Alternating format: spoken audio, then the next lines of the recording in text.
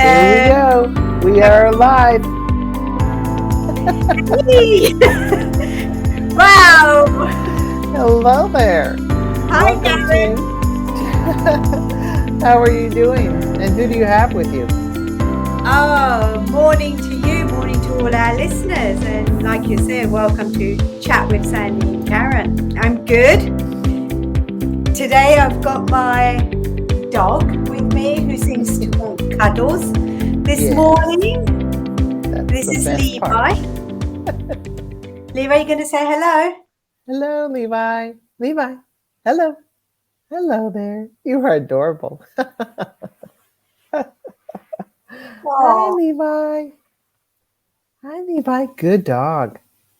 Go to sleep. It's looking straight Be at very you. quiet. Oh. Awesome. All right. So today we're going to, okay, I'll talk quietly so we don't wake the dog up. Today we're going to talk about Edpuzzle, which is a tool that we have at our school. And I'm learning more about it every day. And I really am kind of liking what I'm learning about. So we have cooked up a little demonstration. And I think there'll be enough explanation for our listeners of the podcast, but also the video. So it'll be a little bit of both today. Yeah. So, Sandy, what were your initial thoughts? Like when you first heard about it, what did you think? And that way we can kind of compare before and after how we thought about it. Yeah. So I've used Edpuzzle for a few years now, and I think it has developed quite a lot since I first started using it. And it's so good that you have this tool that's there, shows a small clip, allows the students to listen and watch a video, and then there's questions they can answer, and it shows how, as an educator, it will show me how long the students have listened to a clip, how quickly did they answer. So if someone did I don't know, say if I had 10 questions on this and they had a 5-minute video to watch and they answered questions in a minute, it can go two ways. Either one, they're very good and they knew what was going to be asked, or two, they and most of the cases, I think this is what's happening in reality. They're not really watching and engaging with the resources we're giving them. And then it reflects in the answers they give. So I think it has been a very good tool to use for them to listen, understand, and apply their knowledge. I agree. I totally agree. I know sometimes when I watch a video, I look a little bit like Levi, and I just kind of have my eyes open and my head kind of goes to the side, and sometimes my mouth drops open and I just watch. But nothing's going in the old noggin. So this is a wonderful way to show that the students can show us that they are engaging and that they are learning the content. So let's see if we can do a little demonstration here. I am going to first talk about how to sign up. With us, we have a school account, so schools can purchase, and we'll put a link to the pricing down in the notes. But what's really cool also with us is we are integrated. It's integrated with Canvas, so that when I make an assignment, I choose external tool, and I can make an Edpuzzle assignment, which is pretty cool. And it goes right into Canvas, and so they don't have to leave Canvas to do the assignment. So I'm going to quickly share my screen a little bit and look at how to get videos. So you can, number one, you can create your own videos, which is pretty cool. And there we go. Okay. Or you can search for videos that your teacher friends have saved. Like if you all want to, the English department or the tech department wants to use the same videos, you can share them with each other and you can have school content, or you can search for YouTube. And I'm not going to go too much into that because we've all searched for YouTube videos before. What I like to do is search within the community. And that way, if I have checked certain subjects, for example, general education or technology, and ahead of time I have clicked technology to find these, there are, like, for example, the example we're going to do today is box shadow. So I can click the video here in the list as it pops up, and I can copy it to my account, or I can edit it right here. And to edit, I can make my own questions for that video.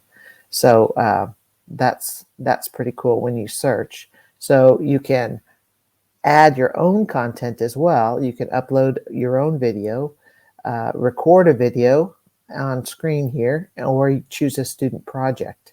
So you can demonstrate something that the students have done, which is great if you like using mentor text or mentor projects, things like that. So here's my class. I click on web development, and this is my pretend class because I have my class members here. And here is Sandy Bansel. She is my student, and we'll look at her first attempt. She is a model student, and we tried to see what it looked like when you got things wrong, and we went through this 1-minute video, and she's going to play that in just a minute. She's going to try it again, but this shows how long the student has engaged with the video and the grade they got when they did it. And this little green line is how their progress through the video. So she's actually gone through it twice, and she's had 2 pretend accounts. So when she goes through, her grades would show up here. And if I need to download this as a spreadsheet, I can click download gradebook and download it to my computer for my own records. And then I can get rid of the class and start again the next year. So let's see. What else do I need to do before we do our, maybe assign something. So I'm going to click on discover. And let's see, I like this one. This is really kind of fun. Persuasive techniques. It uses Super Bowl commercials. It's pretty cute.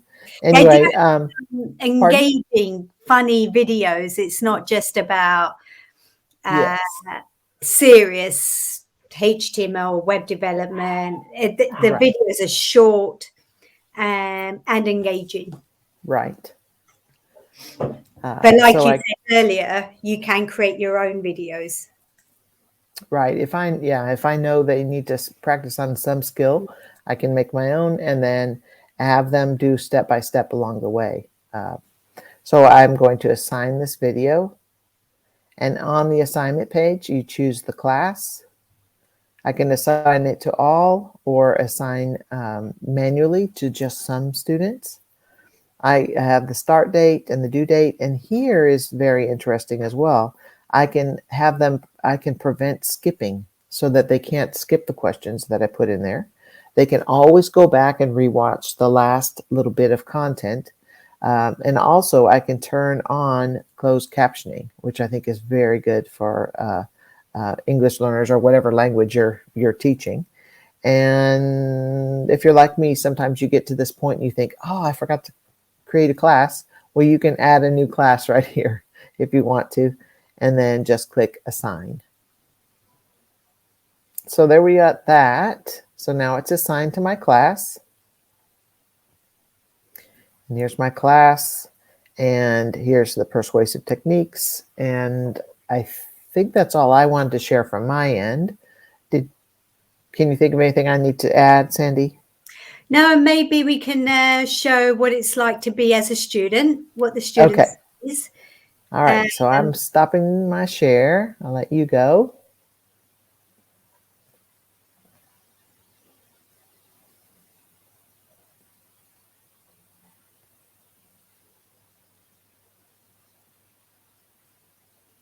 Okay, we have a video planned. It's 1 minute box shadow using CSS. It's just a 1 minute quick little video. I love this guy. He's so funny. But he tells students how to, he's explaining one of the elements of CSS. So you'll get to do a little bit of coding. And I think Sandy's screen has frozen. So we'll see. Wait just a little bit before we go back. Let me check my notes and make sure there's something else I could talk about while we're waiting. Oh,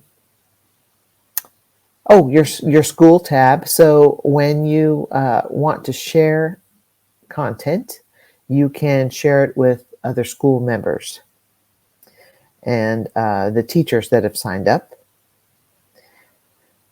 And we can talk about, let's see, school tab, community, uploading, uploading our own videos. At my previous school, we were really into blended learning, where teachers created their video, and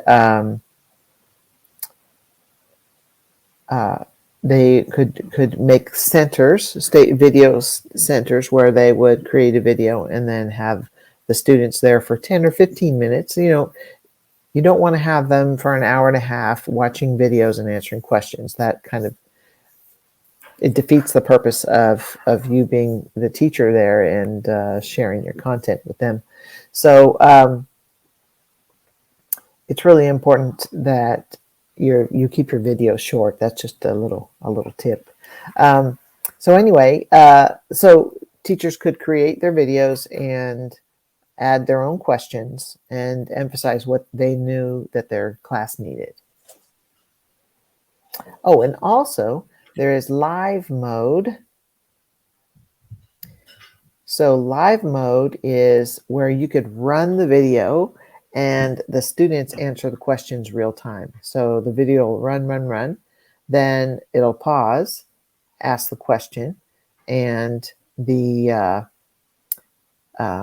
students will answer, and you can see how they're doing in real time. It's pretty cool. And if we had several people here, we would do a live mode for you. Let's see how we're doing. Ah, there she is. Okay. Hello. So do you want me to do the video, or you want to try again? I'll try again. Yep, I just had a Wi-Fi just decided to go. So this is what I always say. Don't trust technology. That's right. Okay. Right. It's okay. Go ahead. Okay, so this is the assignments screen. I can. This is what students see. This is what the students see. Okay. And oh.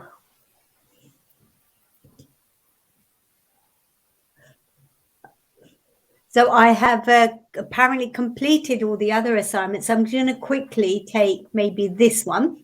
Okay. CSS Inheritance. Ready. A concept called inheritance. Some CSS properties are inherent. And as you can see, these little dots, the teardrops, are where the questions are placed. I can put the closed captions on different languages. Most languages are in there, not all. So I think they're still building that up. I can go full screen, and then it's just easier to see. And one of the things I'm going to show you, what Karen was saying earlier, I cannot skip the video to go to the question. Inherited, which means they get passed down to all the children tags underneath them. For example, the font family is an. Okay. So another thing, it really gives them a cue for the answer. And I think that's what a goodly, oh my gosh, well-constructed question does give a hint. about what answer you're looking for. Okay. I can rewatch also the video if I wasn't sure. And then Karen will be grading that. And I don't know if you mentioned the different types of questions. No, I didn't. So you can either have a text or check boxes, multiple choice. Is an inherited property. So just by setting it on the body tag, we can see it get picked up automatically by the children tag, like the H. It only stops taking effect once another rule steps in, like this rule changing the font family of all the headings to cursive. I don't know, I'm going to put blah, blah, blah.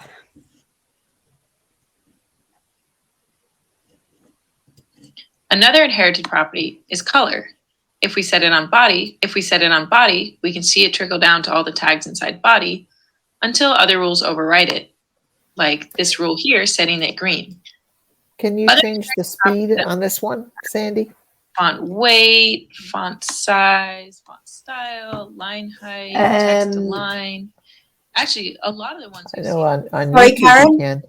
I was just wondering if you can change the speed that you're watching it. No, but I can turn the volume down. Okay. For that. Okay. So I'm just going to say all of this because I'm one of your bad students. I don't really want to watch. I just want to get it over and done with. I want to do Karen's homework. And there's a sign there that said locked. So I cannot skip. So now that I'm done, okay, I had only 3 questions to answer. Okay. I can see my results. I still need to be graded, but I completed 100%. But Karen will see the true picture of whether I actually watched the video beginning to the end. So over to you, Karen. All right. So should we try? Yeah, let's try the share. Share screen. Go ahead.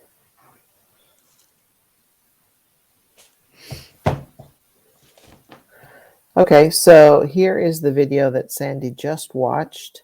It's still processing right now, but it needs me to grade it. So I clicked on that little box. It says she has watched 100%. She was not allowed to skip forward. The number of times student watched each section of your video, which is very helpful, because if you know that they've gone over one part over and over again, you know they had trouble with it, but they mastered it. So that really makes me happy to see that you can see that they're actually trying, because that's a big part of what I love about teaching.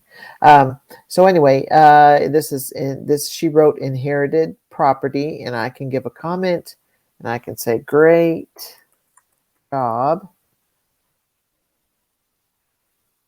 Close that. And out of 100, she got 100 on that question, and that is graded. So here she did that, and I can say, I think you need to study this. So study this, please, the skill. And unfortunately, she did not get that one there. So that's how I grade, and she did not do that one either. Oops, not 100. I know. That was easy. Whoops. Oh, sorry. Like that. There we go. The X is 0. Okay, so that one she got wrong. And so this is completely graded. So now she has an actual grade here. And video watched 2 of 3 questions. She answered 3. She got 2 correct. And this is when she turned it in and what time. So then as I go through, I can go just from here, go through each student. Now this is only for the questions that are not multiple choice, because the multiple choice is auto graded. So I clicked on the link of the video. So here's the video. And this is the live mode where by the way. I can project that to students in real time. But this has all the students, and it has I stopped after 10%. This is where you change the skipping and the turning closed captions.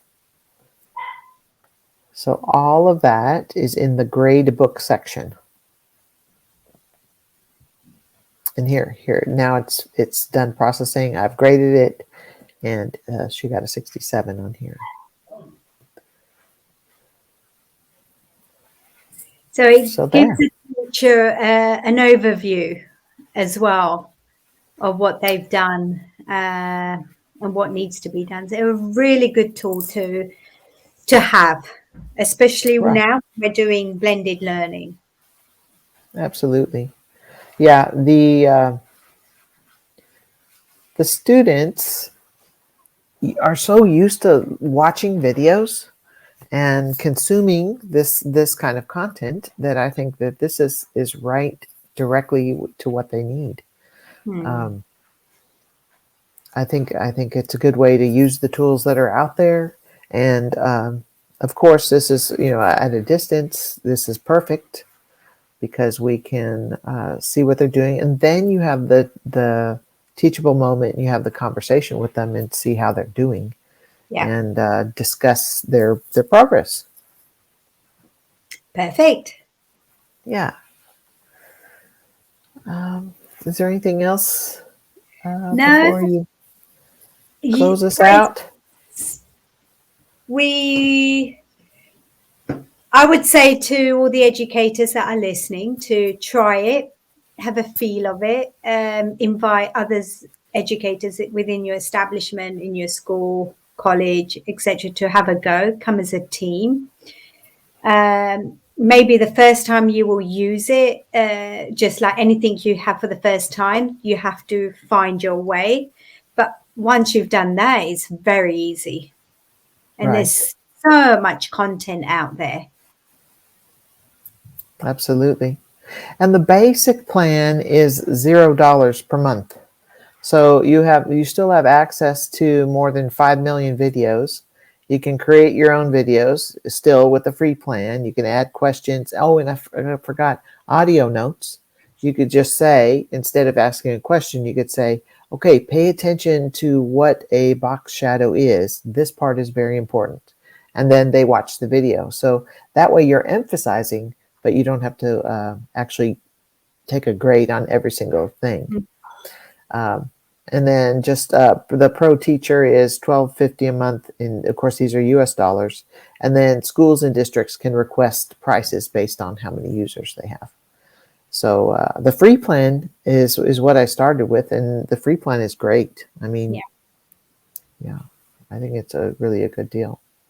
Now, just for a disclaimer, Sandy and I aren't receiving anything from Edpuzzle. We're just sharing our experience with Edpuzzle. Absolutely. And next time, Sandy, what do you want to talk about? Another really good tool that we're using, Flipgrid. I think that'd be very good to talk about how we use Flipgrid in our classes. Absolutely. I think that'll be great. All right. So can you close us out? Yes. Well, thank you, Karen, for showing us the educator's side of Edpuzzle. That was really good. Thank you to all our listeners. Keep this going. Remember, you can connect with us via most social media. At ChatWSK1. We look forward to connecting with you, maybe have you on our podcast, and looking forward to just having a general chit chat. Yes, absolutely. Thank you, my friend. And I will talk to you later. Okay. Bye-bye. Bye.